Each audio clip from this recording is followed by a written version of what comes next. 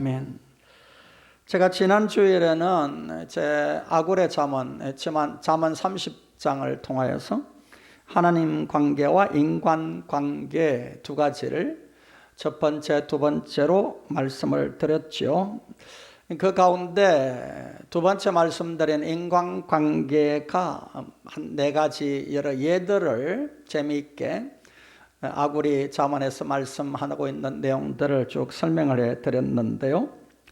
15절부터 17절에는 만족하지 못하는 것들에 대하여, 그리고 18절부터 20절에는 기이한 일들에 대하여, 그리고 21절부터 23절에는 질서를 뒤집어 파괴하는, 무너뜨리는 것들을 통하여서 인간관계가 무너진다라는 예들을 말씀드렸습니다. 특히 21절부터 23절에 나오는 종이 임금되는 것과 미련한 자가 음식으로 배불르게 살아가는 것, 또 미움받는 여자가 시집을 잘 가고, 또 여종이 안주인의 자리를 차지하는 이러한 역전되는 일들, 고대 사회 배경에서는, 당시에 이 잠언에 기록될 고대 사회 배경에서는 사회와 전 우주 질서가 전복되는 세상을 비교 묘사한 것이라고 성경학자들이 이야기를 하고 있습니다.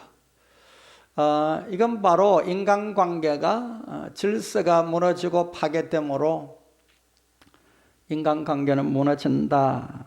그러면 인간관계를 무너뜨리는, 질서를 파괴하는 가장 주된 원인이 뭐냐? 욕망이다, 욕심이다. 그래서 성경에 신학에도 욕심에 잉태한 적 죄를 낳고 죄가 장성한 적 사망을 낳느니라, 이렇게 말씀하고 있는 것도 같은 맥락이죠.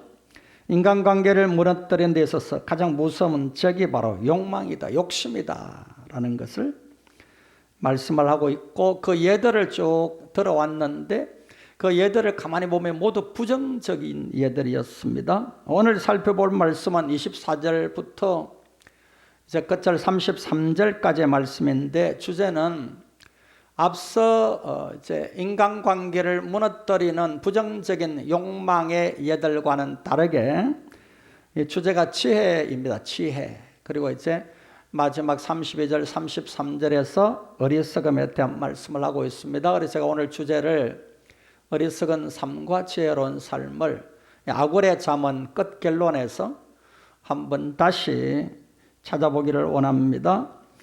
그리고 이 지혜로운 삶에 대한 여러 가지 예들을 말씀하는 내용들은 모두가 매우 긍정적인 예다, 그렇게 특징이 됩니다. 참고로 아마 여러분의 잠언 이 부분에서 숫자 잠언이라는 말을 들어보신 적이 있으실 터인데, 신앙생활 오래 하신 분들은 24절부터 특별히 18절 이하에 서너 가지 또 네 가지 이런 숫자 잠언이 쭉 나옵니다.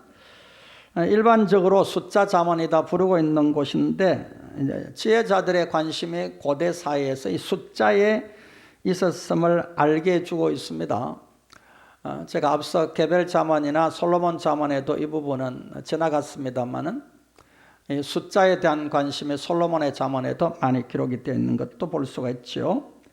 그래서 앞선 18절부터 23절까지 부정적인 특징들을 예를 말씀드릴 때에는 서너 가지라는 숫자로 쭉 이야기가 되어 왔는데, 오늘 24절 이하에 지혜로움에 대한 말씀을 이야기할 때는 네 가지라고 이제 숫자가 좀 수정이 되고 바뀌어집니다. 이건 사소한 것 같지만은 지혜자가 숫자를 말하고 이제 잠언을 말하고 있을 때는 의미가 좀 있다, 이렇게 봐야 됩니다.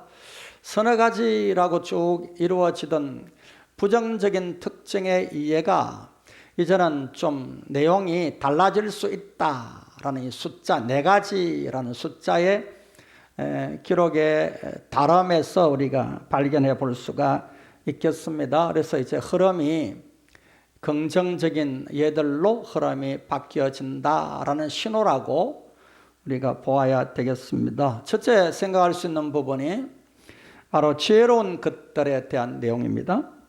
24절부터 28절까지 내용인데, 작지만 가장 지혜로운, 그러니까 매우 지혜로운, 가장이라는 말은 매우라는 비교 하는 말입니다. 작지만 매우 또는 가장 지혜로운 것 네 가지를 예를 들고 있어요. 지혜로운 삶을 교훈하는 말씀이 되겠습니다. 본문 24절에 땅에 작고도 가장 또는 매우 지혜로운 것 넷이 있나니, 차례로 예를 든 것을 보면 참 작습니다.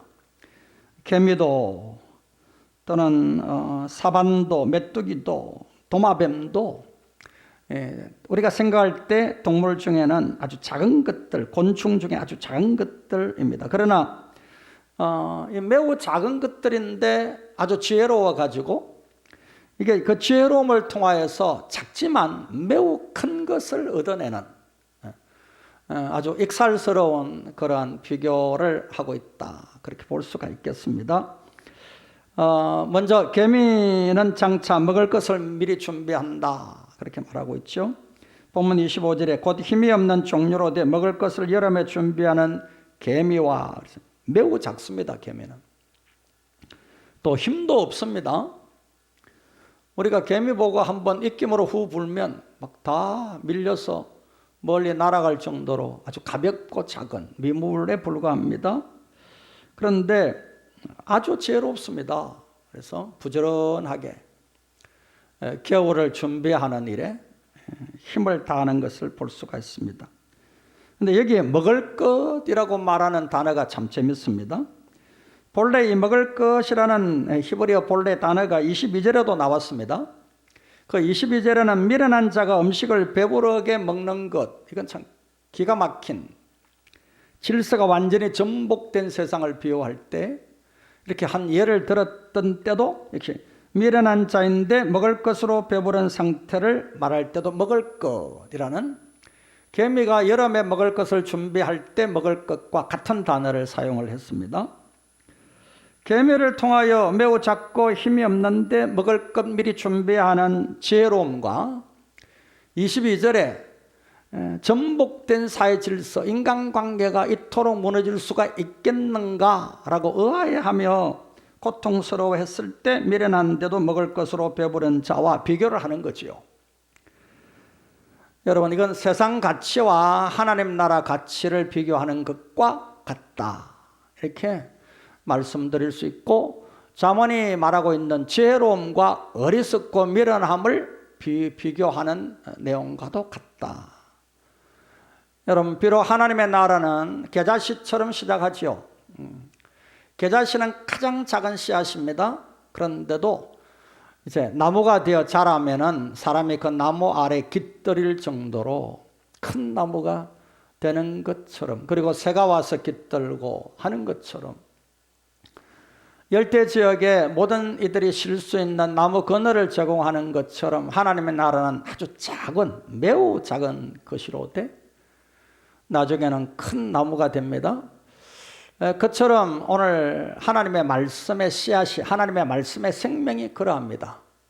그러나 여러분, 세상의 욕망은 참 게으르고 나태하고 그러면서도 손 하나 깜짝하지 아니하면서도 날마다 호화로이 연락하며 배부르게 사는 이러한 세상 한 모습을 보게 되죠. 그래서 오늘 타락된 세상을 말할 때, 전복된 가치관을 말할 때 땀과 눈물로 일하지 않고 배불러 호의호식하는 사회를 이야기할 수가 있겠습니다. 오늘 잘 사는 나라를 꿈꾸되 결코 이런 게으르되 배불러 호화로 연락하는 사회를 꿈꿔서는 결코 안 됩니다.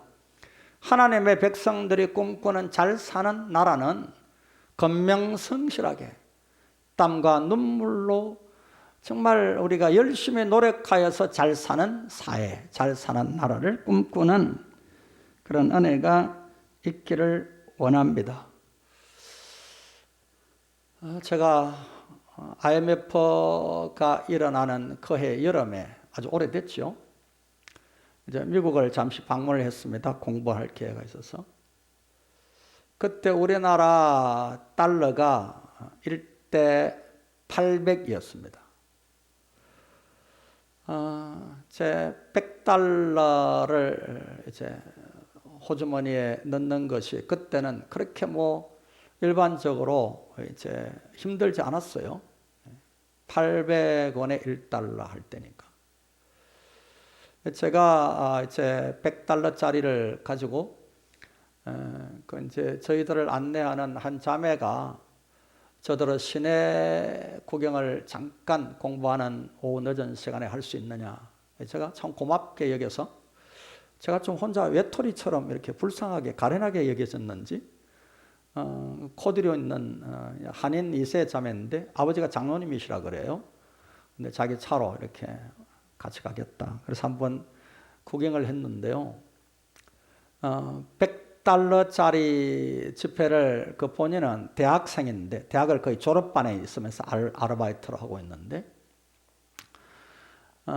자기가 이제까지 대학생활 하는 때까지 100달러짜리 지폐를 지갑에 넣어 본 적이 없다는 거예요. 제가 이 말을 들으면서 그리고 그 아버지가 하고 있는 가게를 방문을 하고 그러면서 그들의 생활을 잠깐 이야기 들으면서 굉장한 충격을 받았습니다.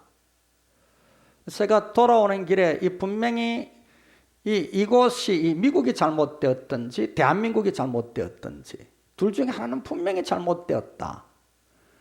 이건 저에게 굉장한 위기감을 일으키는 큰 충격적인 사건이었습니다. 그들의 생활을 쭉 봤을 때 두 부부가 엄마 아빠와 딸이 아르바이트를 하고 엄마 아빠가 열심히 같이 벌어도 먹고 살기가 상당히 버겁다는 겁니다. 거의 미국 사회에서. 그 말을 들으면서 제가 그들의 생활을 듣고 그리고 백화점을 방문했는데 백화점에 100불짜리 이제 손목시계를 구경을 해달라 하니까 열쇠로 채워 나왔습니다. 여러분 우리나라 백화점에 가셔서 10만 원 정도 되는 아니 그때는 8만 원이죠. 8만 원 정도 되는 시계 하나 구경하려고 그러면 그저 뭐 얼마든지 진열장에 누구나 볼 수 있게끔 흩어놨지 않겠어요? 그걸 자물쇠로 딱 고급이라고 잠궈놓지를 않았을 것 아니에요? 한 달 정도 이곳저곳을 공부하고 머물면서 매우 충격을 받았습니다. 그래서 제가 비행기를 타고 오면서 분명히 대한민국은 잘못된 나라다. 지금 그때 당시 현재에 있어서 잘못되어 있다. 왜냐하면 IMF가 터지기 직전에 대한민국은 흥청망청했습니다. 바로 제가 여름에서 돌아오는데 가을에 IMF가 터져버렸습니다. 제가 지금도 그때를 선명히 기억하고 있습니다. 여러분 우리나라의 정서가 지금도 제가 늘 고통스럽게 마음에 담고 있는 것이 있는데 무조건 수고하고 땀 흘리지 않고도 잘 사는 나라 이걸 굉장히 열망하고 꿈꿉니다. 거의 반 정도는 허공에 떠 있는 나라, 실체가 없는 허공에 떠 있는 나라 그런 마음이 지금도 지울 길이 없습니다. 여러분 저 안에서 다시 한번 이 나라 이민족의 앞날을 생각해 보시기를 바랍니다. 세계적으로 유례가 없는 지금 3만 불에서 오랫동안 4만 불, 5만 불로 선진국으로 진입하지 못하고 있는 나라 가운데 대표적인 나라가 대한민국입니다. 이유가 있습니다. 분명히 이유가 있습니다. 왜냐하면 반공중에 붕 떠 있는 상태에 있기 때문입니다. 다시 스스로 높은 채 한 눈치끼 들고 눈꺼풀 올리는 교만에서 반드시 지금 겸손하게 내려와야 됩니다. 그리고 땅에 발을 디디고 정신 바짝 차리고 근명성실한 자세를 이 대한민국 국민이 대통령을 위시하여 모든 백성이 같이 아니하면 무슨 뭐 국회 여당 원내대표가 G7의 대통령이 2번이나 초청된 나라라고 하면서 자랑하는 그런 인터뷰하고 방송하는 내용을 들으면서 제가 참 어이가 없었습니다. 정치하는 사람들의 사고가 그 정도밖에 안 되니까. 여러분들이요 제발 말씀 부탁을 드립니다. 부지런함을 계명에서 배워야 됩니다. 그리고 정말 하나님께서는 열심히 일하고 열심히 땀 흘리는 것을 가장 복된 자로 여긴다는 거 기억하시고 게으름을 익혀 오늘 배부르게 살기를 원하는 것은 악이다라는 것. 하나님 앞에 불신앙 가운데 불신앙이라는 것 꼭 기억하시고, 자문의 말씀을 묵상하는 가운데 지혜와 명철을 얻고 지략을 얻는 그런 신실한 하나님의 사람들이 되기를 바랍니다. 이게 지혜로운 것이다. 가장 작은 것인데 가장 지혜로워 가장 큰 것을 얻어내는 그런 계미의 하나의 예입니다. 두 번째는 사반인데 강하지 못하지만은 강한 바위 틈새에 사는 걸로, 이건 사반은 바로 바위 너구리를 말합니다. 토끼 정도의 몸짓을 갖고 있는데 바위 틈새에 사는. 그리고 세 번째는 메뚜기와 왕이 없지만은 단합하고 도마뱀은 작지만 왕궁에 사는. 두 가지가 똑같습니다. 본문 27절 28절에 보면 임금이 없어도 다 떼를 지어 나가는 메뚜기와 손에 잡힐만 하여도 왕궁에 있는 도마뱀이니라. 자, 이 말씀에서 보면은 왕이라는 말이 메뚜기에도 나오고 도마뱀에도 나옵니다. 이 원문 멜렉이라는 단어인데 22절에 보면 종이 왕된 것 나오죠. 인간관계를 무너뜨리는 욕망 가운데 대표적인 한 예가 사회 질서가 전복되는 기이한 일인데, 그게 바로 종이 왕이 되는 것 이야기를 했습니다. 이때 왕이 같은 단어입니다. 여러분, 오늘 메뚜기와 도마뱀은 가장 작은 동물인데도 불구하고, 곤충인데도 불구하고 그들은 정말 도마뱀은 왕궁에 살고 지혜로워서, 그리고 메뚜기는 떼를 지어 다니면서 왕은 없지만은 질서가 있고 그렇듯이 살아가고 있는데, 작지만 가장 지혜로운 것들인데 오늘 종의 왕이 된다는 것은 완전히 쿠데타나 혁명을 통하여서 이루어지는 일들이잖아요. 이 땅에도 이런 일들이 허다하게 일어나곤 있었잖아요. 어처구니 없는 인간관계가 무너지는 한 악한 예를 이야기한 것이었죠. 이제 네 가지 지혜로운 것들을 예로 든 말씀에서 가르치는 교훈이 있습니다. 작지만 가장 지혜로운 것 네 가지. 핵심은 24절에 매우 지혜롭다, 가장 지혜롭다라는 표현입니다. 이웃관계를 무너지게 만드는 매우 어리석고 악한 게 뭐였습니까? 욕망이었습니다. 이제는 욕망으로 무너진 하나님과 이웃관계를 가장 지혜로운 지혜로움으로 다시 세우라라는 잠언의 교훈임을 한번 깊이 생각해 보기를 바랍니다. 우리 가운데도 욕망으로, 크고자 하는 욕심으로, 으뜸되고자 하는 욕심으로 오늘 무너진 이웃관계가 있다면 하나님 앞에 작지만 가장 지혜로운 것들의 예를 통하여서 다시 무너진 인간관계를 건설하는 은혜가 있기를 원합니다. 두 번째 생각할 수 있는 부분이 선한 것을 말씀합니다. 본문에 보면 선한 것이라는 단어가 전혀 없습니다. 그러나 원문을 찾아보셔야 됩니다. 본문 29절입니다. 잘 걸으며 위풍 있게 다니는 것 선엇이 있나니. 잘이라는 히브리어 말이 야타브라는 말이고, 그 다음에 위풍 있게 다닌다 했을 때 위풍이라는 말이 토버라는 히브리어인데, 이 두 개 다 그 뜻이 선하다, 좋다라는 의미를 갖고 있는 단어입니다. 그러니까 잘 다니는 것도, 잘 걷는 것도 바로 선하게 걷고 또 선하게 다닌다라는 말씀이 되겠습니다. 그래서 여기 걷다, 걸으며라는 말은 우리가 일반적인 걸음을 이야기하는 것이죠. 다닌다라는 말도 가다, 오다, 걷다 이런 내용이 있으니까 29절 말씀은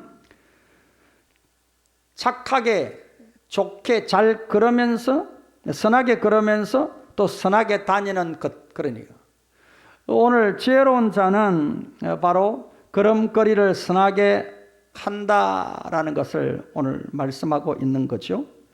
그건 네 가지가 있다. 선하게 길을 다니는 것 네 가지가 있다, 그 말인데요. 첫째는 사자예요. 본문 30절에 짐승 중에 가장 강하여 어떤 짐승 앞에서도 물러가지 않는 것을 말합니다. 강함을 이야기합니다. 그리고 또 사자는 매우 선함도 있습니다. 배부르게 양식을 먹고 나면 그 배가 고파질 때까지는 결코 이웃의 먹잇감을 탐내지 않는다는 겁니다. 가만히 앉아서 눈만 끔뻑끔뻑하며 이렇게 지나다니는 동물들을 구경하고 있지. 어슬렁거리면서 배회하고 구경하고 있지. 소화제 먹어가며 잡아먹는 이러한 교만스럽고 억지는 없는 사자라는 겁니다. 강함과 선함을 함께 이야기하는 겁니다. 다음 사냥개와 수염소와 왕인데 본문 31절에 사냥개와 수염소와 및 당할 수 없는 왕이니라. 그런데 우리가 참고할 것은 이 사냥개를 수탉으로 일반적으로 번역을 하고 있어요. 우리 아이들이 지금 사용하고 있는 쉬운 성경에도 사냥개가 안 나옵니다. 수탉이라고 번역이 되어 나오는 것이 있습니다. 이런 역본들이 있음을 기억해 보시기를 바랍니다. 고대 히브리어가 갖고 있는 언어의 모함이 있어가지고 지금 현대 번역자들은 거의 이 사냥개로 번역된 히브리어를 다 수탉으로 일반적으로 번역하고 있는 것을 참고해 보시기를 바랍니다. 앞선 단락에서 이제 지혜로움을 매우 작은 것인데 가장 지혜롭다. 그 지혜로움을 강조를 했다면 이 두 번째 단락에서는 선함과 능력을 강조하고 있다라는 걸 알 수가 있습니다. 여러분, 욕망이 무엇입니까? 세상에서 지혜롭고 강하려고 하는 거예요. 욕심이죠. 그런데 욕망은 결국 하나님과 이웃관계를 모두 허물어지게 만들었잖아요. 대표적인 성경에 나오는 사건이 바벨탑을 세우는 사건입니다. 욕망, 욕심이었어요. 흩어진 면하고 하늘 꼭대기까지 한번 올라닿게 해보자 라는 하나님을 대적하는 욕심이었습니다. 그러나 하나님께서 우리에게 주신 지혜는 선하고 강합니다. 네. 선하고 강한 것이 하나님이 우리에게 주신 지혜예요. 근데 세상은 이걸 거절하지요. 선하고 강한 것을 좋아하지 않습니다. 무조건 욕망, 강하기만 한 것을 원하죠. 개미와 메뚜기와 사방과 도마뱀 같이 아주 작은 것이로되 연약한 것이로되 존재감이 없는 것이로되 매우 지혜로웠습니다. 사자를 비롯하여 사냥개, 수염소, 왕은 또한 선하면서 강했습니다. 오늘 하나님이 원하는 존재를 지혜로운 존재로 어떤 존재를 원하느냐, 어떤 하나님의 사람을 원하느냐라는 것이 아굴의 지혜의 겉면에서 만나게 됩니다. 여러분, 주 안에서 하나님께 영광을 돌리는 하나님의 사람의 모습은 지혜롭고, 비록 존재감은 없다 할지라도 지혜롭고, 그리고 선하면서 강건한 이러한 하나님의 사람이어야 한다는 것을 우리에게 알려주고 있습니다. 그러면서 이제 잠언 10장 1절부터 시작한 개별 잠언을 거의 결론 맺으며 아굴이 다시 한번 우리에게 재차 당부하는 미련하고 어리석음에 대한 경고에 대한 내용이 딱 두 절 나옵니다. 아굴 잠언 제일 끝에. 우리가 이 부분을 잘 한번 살펴볼 필요가 있습니다. 잠언 우리가 7장 6절부터 7절을 제가 읽어드릴게요. 내가 내 집 들창으로 살창으로 내어보다가 어리석은 자 중 젊은이 가운데 한 지혜 없는 자를 보았노라. 지혜를 1장부터 6장까지 잘 가르쳤는데 7장에 보니까 그 아들들 중에 한 어리석은 자가 아버지 눈에 띄었습니다. 창문을 이렇게 내려다보고 있는데, 제가 말씀드렸죠. 지혜를 잃어버린 한 아들이 이제 엄녀의 길로 가고 있는 모습입니다. 그래서 너무 안타까운 아비가 다시 아들들 모든 만민들에게 8장에 다시 지혜를 재차 두 번째 초청합니다. 그리고 9장에 가서 여호와를 경외함이 참된 지혜의 시작이고 본질인 것을 결론 맺었죠. 그리고 이제 10장 1절부터 우리가 계속 아굴 잠언이 있기 전까지 개별 잠언을 이제 쭉 묵상해 왔는데, 거기에서 나오는 말씀이 뭡니까? 지혜는 무엇이며 어리석음이 무엇이냐라는 말씀의 가르침이었죠. 그러니까 다시 아굴은 아굴 잠언의 끝을 결론 맺으면서 반복적인 결론을 또 하는 겁니다.